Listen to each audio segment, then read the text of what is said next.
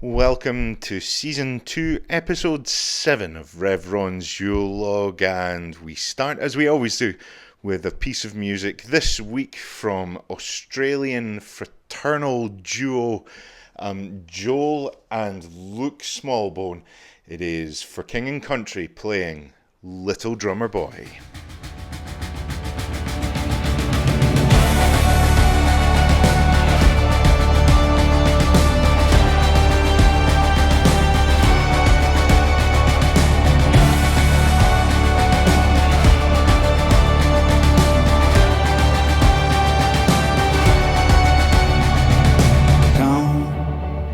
They told me, pa-rum-pa-pum-pum,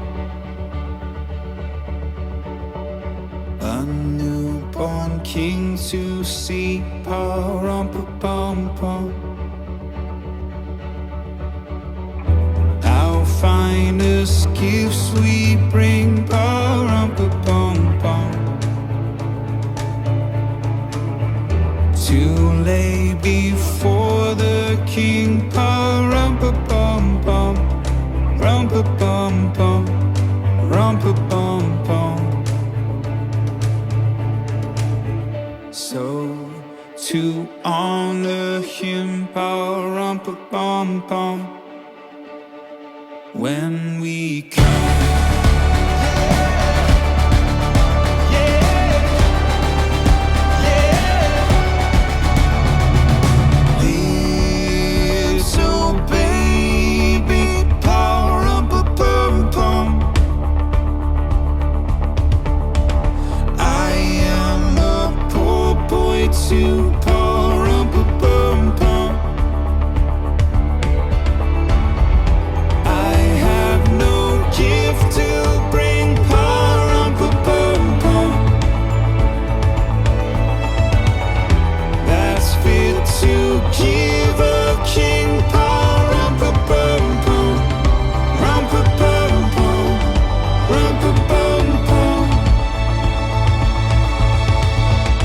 Shall I play for you, pa-rum-pa-pum-pum, on my drum?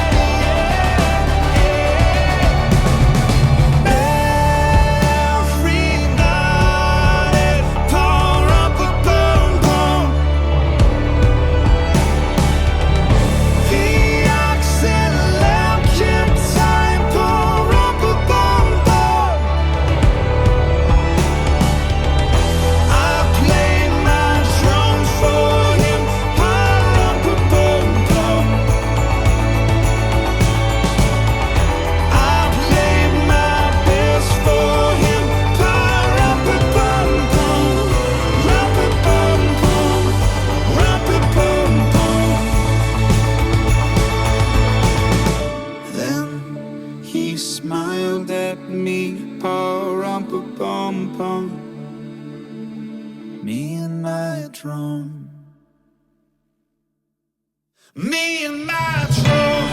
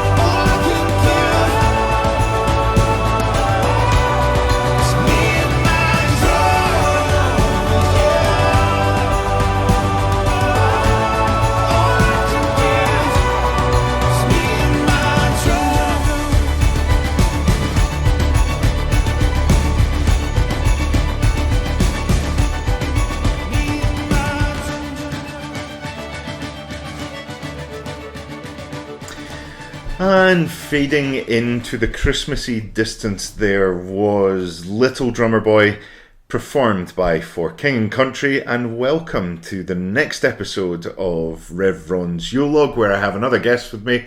I'm not going to take her lightning or fire away from her. I'm going to let her introduce herself to you. So, guest number 2 of season 2. Let's have your name, where you're from, and tell us a bit about yourself. I'm Monica Cameron. I was born Monica Unternauer. Also have been Monica Henry and Monica Burke. And since the age of 6, I have lived in Lambton County in various locations. Excellent. And I'm assuming that the changes in name haven't been to do with any sort of identity crisis. The different ways that people might know you. You can assume whatever you want. We'll go with Monica Cameron. Fantastic. Well, thank you for coming on today. Monica, tell us a bit about yourself. Are you working? Are you retired? What did you used to work as? Give us a bit of an introduction to your life. I've had a varied career, and I'm now retired. Most recently, I retired from being a case manager for Canadian Mental Health. Before that, I did intake investigations for Children's Aid. I've been a professor at Lambton College. I opened daycares on First Nations and provided a lot of support getting the government paperwork and funding for those. I've been a school bus driver, etc., etc. Wow, that is a very varied job life that you have had. Mm-hmm. And yet all of those jobs seem to be focused on some way in bettering society, bettering opportunities for people. Was that something that particularly drew you, or did you just kind of fall into these different roles? I fell into all the different roles except for opening the daycare centers. They just unfolded. Some of them I was not fully qualified for, however, was still chosen to work at them, so I did it. Yeah, fantastic. And is that part and parcel of your faith, or was that just a personal drive that you had to be able to engage on those levels? No, I think God unfolded things. There's no other explanation for how things worked and how seamless it was. Yeah. And what about your connection to kind of Wyoming Baptist Church? How and where did that start? Around about 2002 or 2002, my kids enjoyed the youth group here. And so I was seeking a different church, as mine was very geared to society and becoming more so. So I was leaving there and searching for another church, and landed here largely because of my children after I interviewed the pastor and saw what Baptist Church was about. You interviewed the pastor. For some reason, I don't assume that it went any differently than the way you've just described it. No, that was it. I talked to a few different pastors in a few different faith circles because I wanted to know what I was signing up for. I didn't want to church hop. Sure, fantastic. Mm-hmm. So tell us a little bit about your connections in your working life. So you've said about working a little bit with First Nations. Was that something that was kind of foisted upon you, or was that part and parcel of what you were looking for in engaging with that? It just kind of happened. There was an opening originally at what was then known as the Chippewas of Sarnia. Now they're Aamjiwnaang. And I applied for a job in the daycare there and got it. And then things just evolved from there. All right. And forgive me, so you're talking to someone who is not as used to this kind of two nations within a nation kind of thing. What were some of the things that really struck you as different about going to work in the First Nations rather than, kind of the places you'd been previously? Certainly is a different culture. It took now the Aamjiwnaang was very accepting and open right away, and there are a lot of people with Caucasian relatives there. Some of my other First Nations took a while to be accepted. I really had to prove myself in that I was legit and there because I wanted to take care of the children.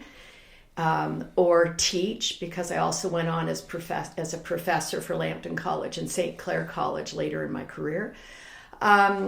A lot of wild game that maybe we wouldn't eat.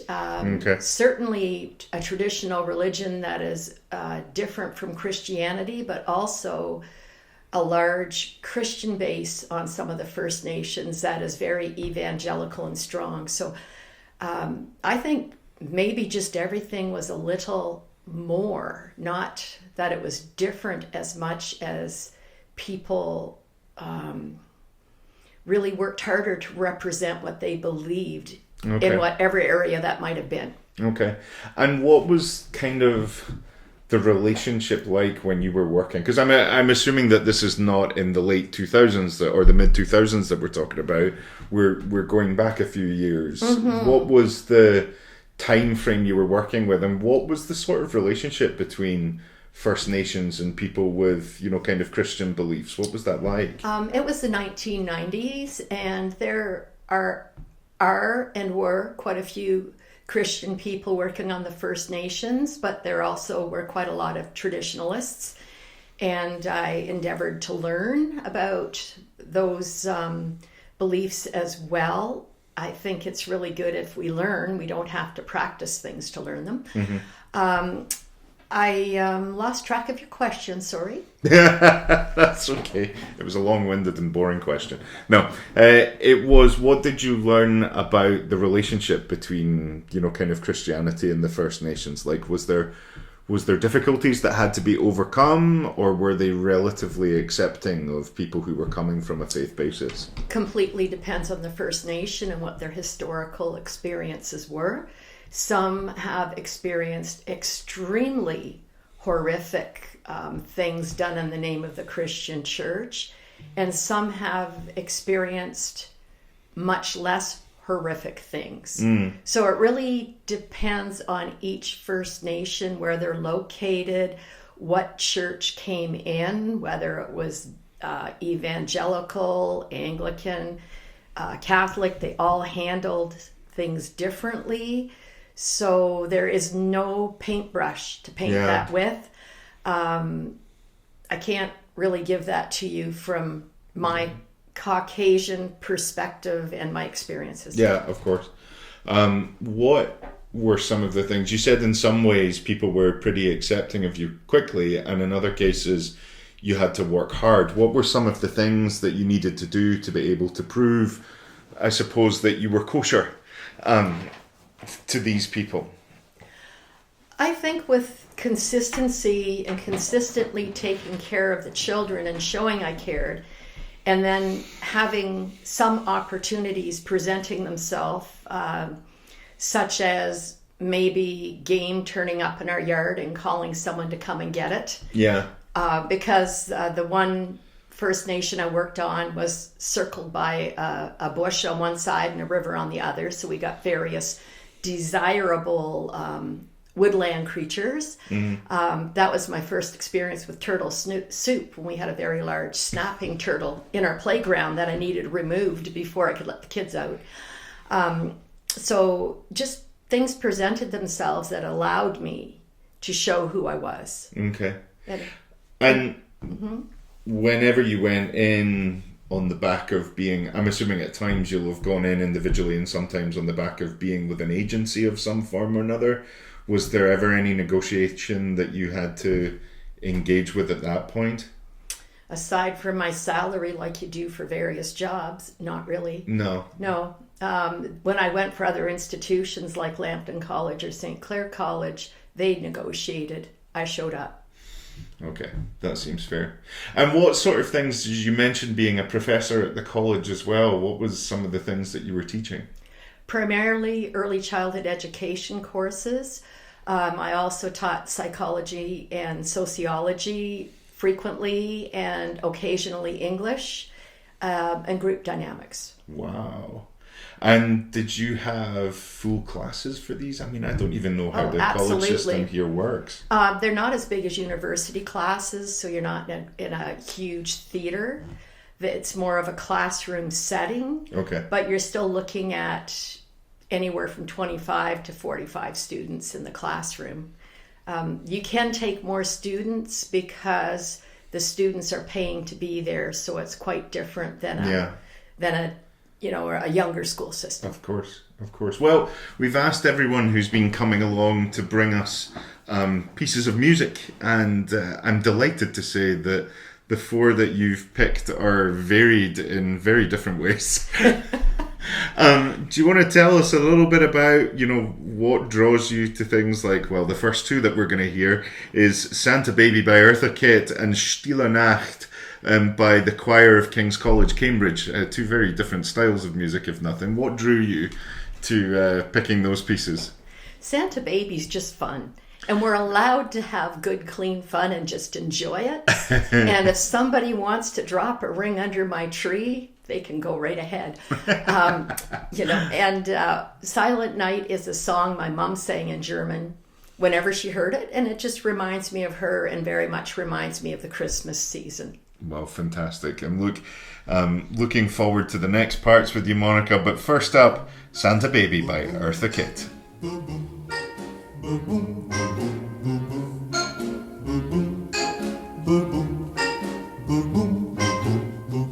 Santa baby, just slip a sable under the tree for me.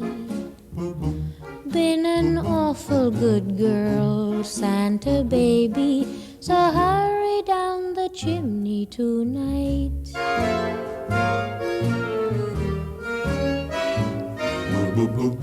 Santa baby, a 54 convertible to light blue. I'll wait up for you, dear Santa baby, so hurry down the chimney tonight.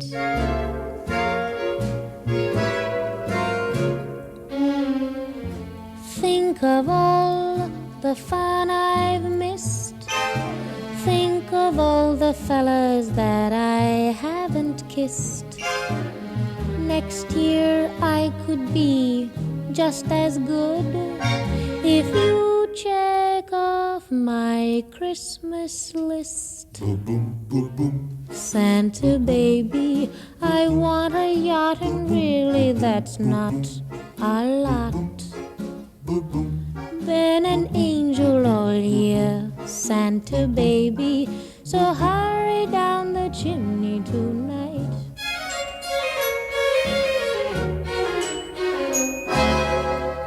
Santa honey, one little thing I really need, the deed to a platinum mine, Santa baby, so hurry down the chimney tonight.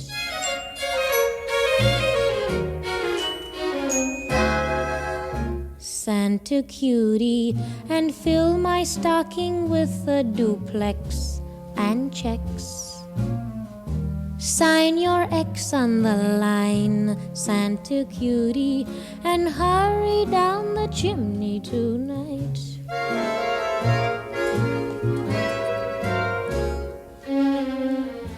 Come and trim my Christmas tree with some decorations bought at Tiffany. I really do believe in you. Let's see if you believe in me. Santa baby, forgot to mention one little thing, a ring. I don't mean on the phone, Santa baby, so hurry down the chimney tonight. Hurry down the chimney tonight. Hurry. Tonight.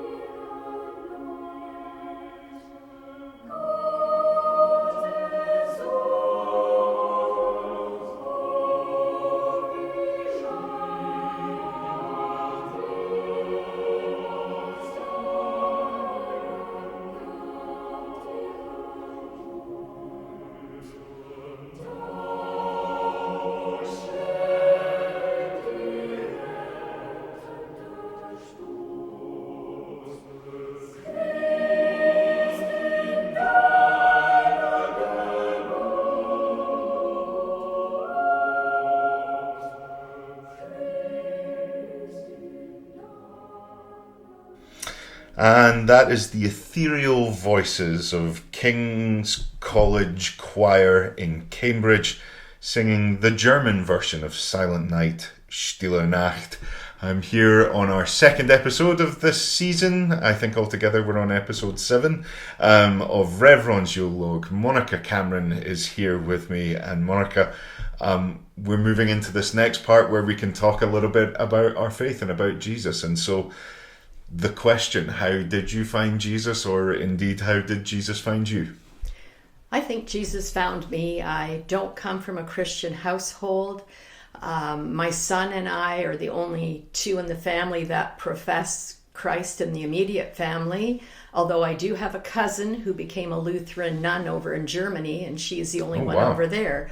So I found Jesus, I think, probably through a lot of people. You went to church when I was young because that's where the community was.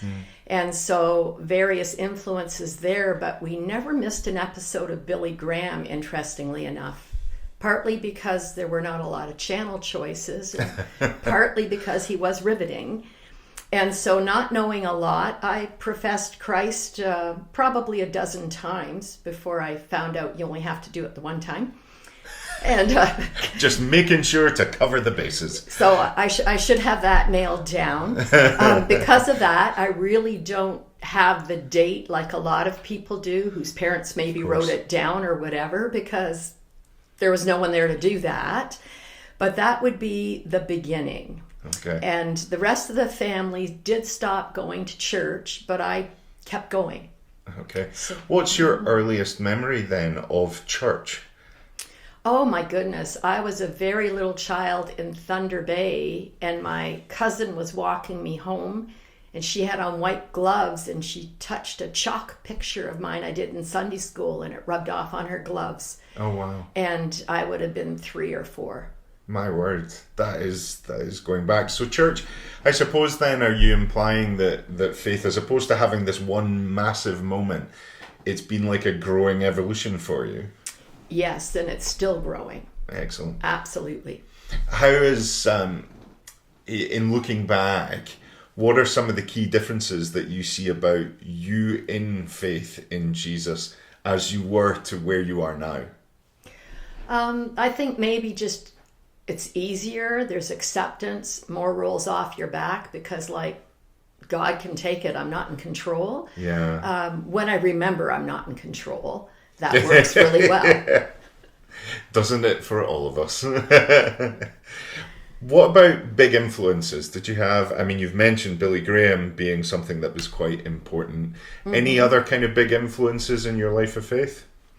Yes, we had a neighbor, Judy King, who kept continually teaching me different things, even though I couldn't really attend her Bible studies, and called me on things as I was growing. For instance, she called me on tithing, which is controversial, but however, my experience, Judy let me know that I needed to start to tithe, and if I was any worse off in a year, she'd reimburse me. So I thought, well, I can't lose. Yeah. And indeed, I've only become better off every year ever since. Wow, that's amazing. Mm-hmm. And just knowing, I suppose, a lot of people, when they think of that question, big influences, they think of big names, but that's such a everyday kind of we're working this thing out type of change that you do. Is that been your experience of people coming and helping you in faith? It's not been huge things, it's been small things. Continual small things. And finally I hit a point where it could run both ways. Oh wow. That took a while, but I got there. Have you had the opportunity to mentor other people then as you were mentored? Absolutely. Fantastic. Absolutely. Any examples you'd be willing to share? I don't know if people would like their name mentioned. Yeah, so you can anonymize. I can't really, but I currently have a person engaged in coming with me to a Bible study that's on Tuesday mornings online.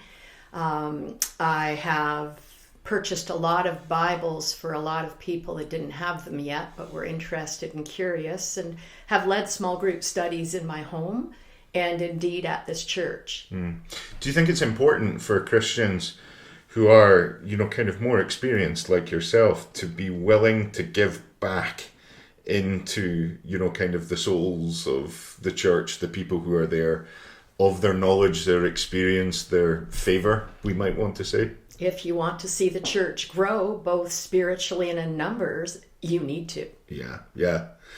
And we know just from, kind of speaking to you in the first part that you've been at Wyoming for just a little over 20 years, after giving some good interviews to people while you were looking for something.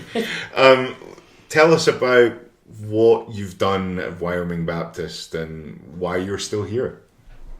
I have led Bible studies, served in the kitchen, led the youth group.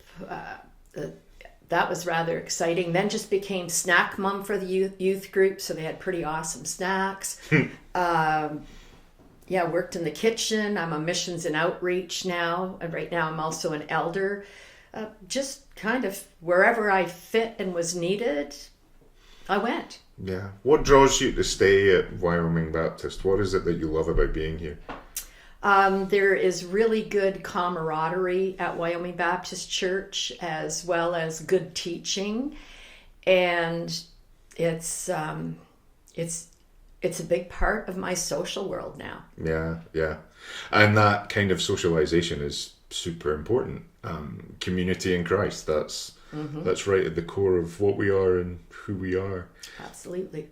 One of my favorite questions that I like to ask, because it was asked of me when I was being interviewed to enter into ministry. I'm going to ask you now, what is one thing you really love about Jesus and why?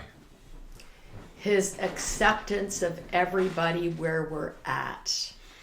Because he accepts everybody where they're at. If they want to be accepted, it's not an exclusive club in any way, shape, or form. Why has that become such an important part of how you reflect on Jesus and faith? Well, partly because he accepted me. Yeah. And we're all a mess. So he accepted me in my mess, and he'll accept you in your mess if you want to be accepted. That's the only prerequisite. You have to want it. Yeah. And it's okay to explore, and it's okay to mess up. You just learn and pick yourself up and keep on going. Yeah. It's Superb. great. Superb. Thank you, Monica, and thank you for that little snippet. And we've got another 2 pieces of music that you've brought to us. Again, quite different in what they are. First up, Nutcracker from Tchaikovsky. Was that something that was played very often in your house when you were younger? It was, and I'm a very, very amateur pianist, and I can almost play it myself now. Oh, fantastic. Not quite. We'll have to get you up on stage sometime over Christmas. You can play it. We can all enjoy it. We've got a shaking head here, by the way, just in case anyone needs to know. I said I couldn't quite play it yet. And also up, Angels We Have Heard on High, or Gloria in Excelsis Deo. This version sung by Andrea Bocelli, but you have a story with that. When my children were little, they adored their Uncle Dale. So whenever they heard that on the radio, they thought he was coming, and they'd run to all the windows looking for him. So I'd phone him and say, Dale, the kids are looking for you. And he'd come over, which only reinforced to them that song was about their Uncle Dale. Very good. Well, first up, from the repertoire of the Bonn Classical Philharmonic Orchestra, Tchaikovsky's Nutcracker.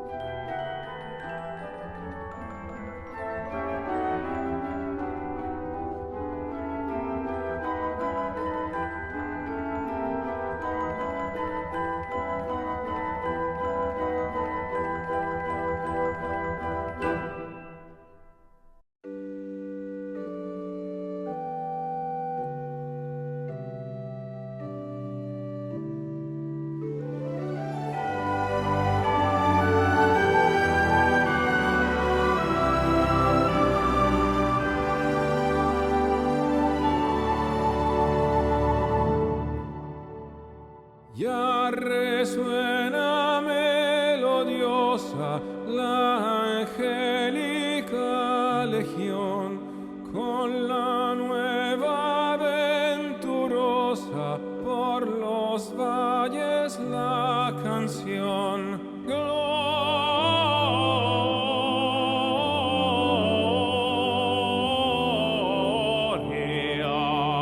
in excelsis Deo, gloria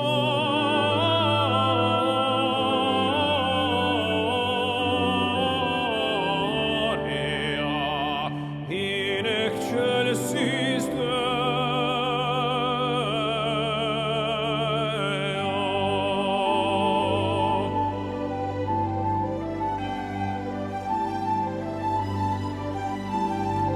Es la alegre bienvenida del caudillo de Israel, que desciende a dar la vida y la paz al pueblo fiel.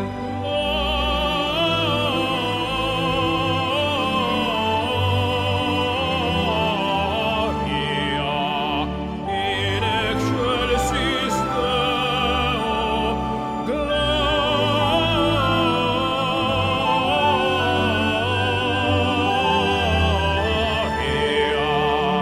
in excelsis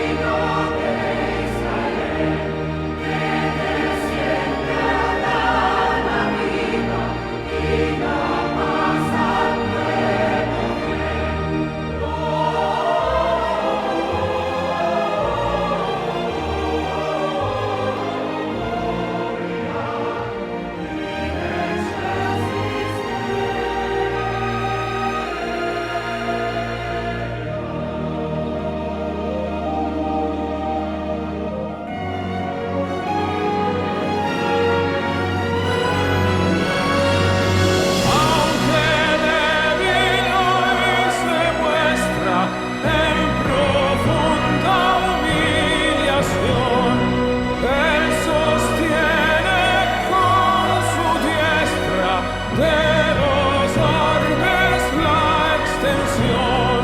Gloria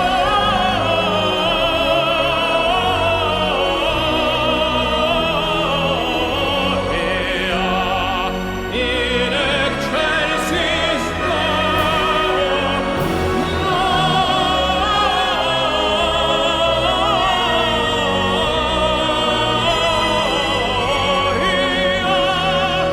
in excelsis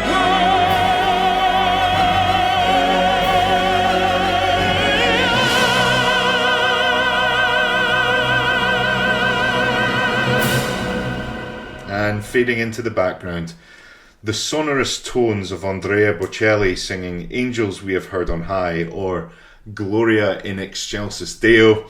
We are coming to the final portion of our interview with Monica Cameron, elder and widely experienced labourer of many types in many places. Monica, it's been great to spend some time with you here. Last section's really just about Christmas traditions, and so what are some of your traditions around Christmas? What has to happen every year? What doesn't have to happen every year? What do you take part in? Fire away. I hold the Christmas dinner for our family. I've been doing that since my mid-20s when my mom passed a torch over to me. Oh, wow. And I enjoy that a lot. The family goes out of their way to try to come. Our family's small because my mother immigrated from Germany, and my stepdad found his way from New Brunswick, so there's no aunts, uncles, cousins down here. It's just immediate family. Mm-hmm. So it's not like some people here that have 50, 60 to prepare for. We have a couple of traditional German dishes, spatula being my favorite. Wait a minute, spatula? Spatula, yes. It's a egg noodle that we make and serve with turkey gravy. Oh, wow. It's great. They don't have turkeys in my mom's area of Germany to eat, but we've Canadianized it. And that's really the big thing, getting everyone together and just enjoying each other, because we really do. How far are people coming? Because you have family dotted about the place, do you not? Yeah, my son's coming from the furthest. He is flying in from Fort Mac, so we'll be holding we'll be holding Christmas dinner on the 27th when he can get home. And, okay. And my brother and his wife and daughter are coming from Sarnia. I may have my nephews, I may not. They're often working then. And my daughter and son-in-law are coming in from Toronto. Your daughter and son-in-law who are recently married. Very recently married by you, Ron. Well, I did a bit of it, but they had another experience being married by someone, did they not? Oh, Mr. Elvis Presley himself. Yeah, fantastic. Yeah, so did a second ceremony for them. You should maybe include some Elvis Christmas music when they come round. Oh, I probably should.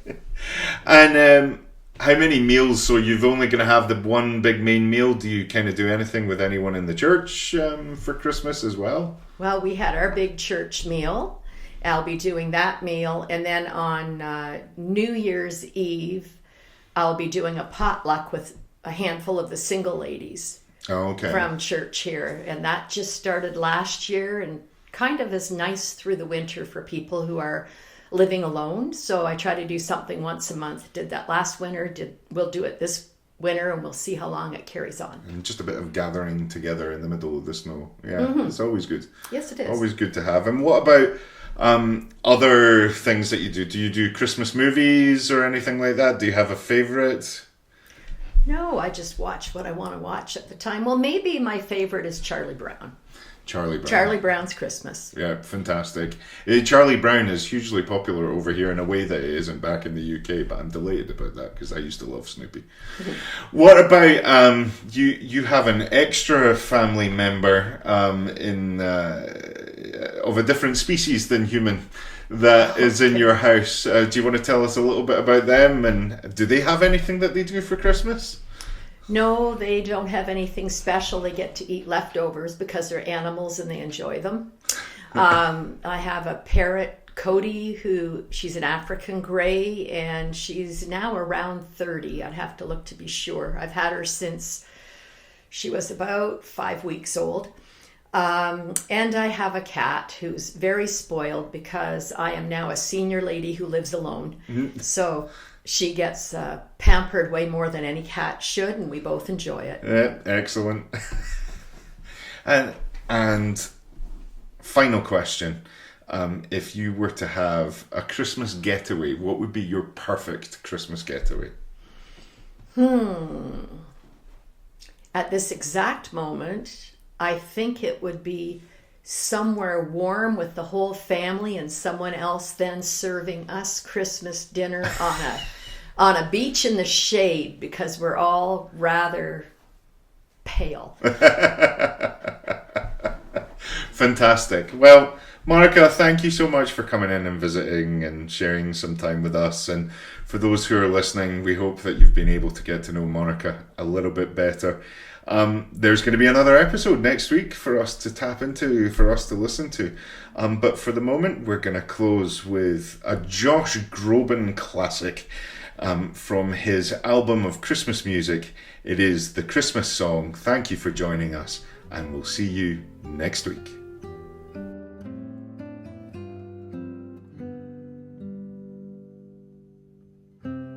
Chestnuts roasting on an open fire, Jack Frost nipping at your nose, Yuletide carols being sung by a choir, and folks dressed up like Eskimos. Everybody knows a turkey and some mistletoe help to make the season bright. Tiny tots with their eyes all aglow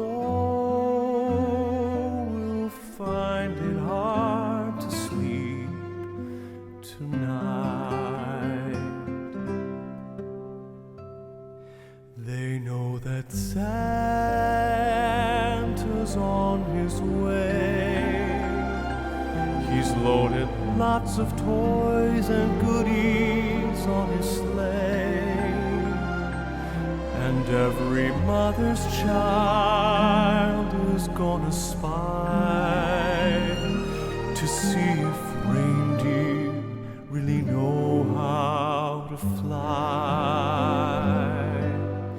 And so I'm offering this simple phrase to kids from 1 to 92.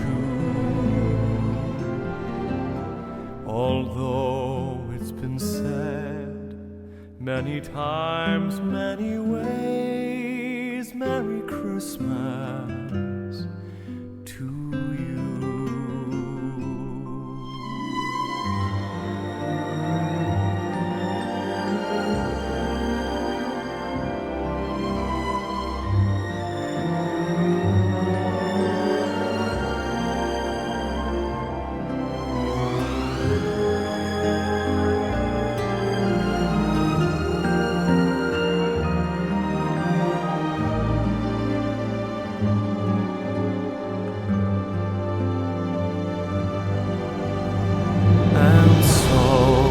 I'm offering this simple phrase to kids from 1 to 92.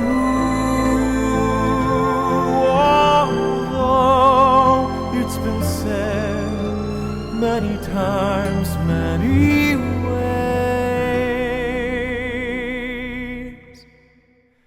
Merry Christmas.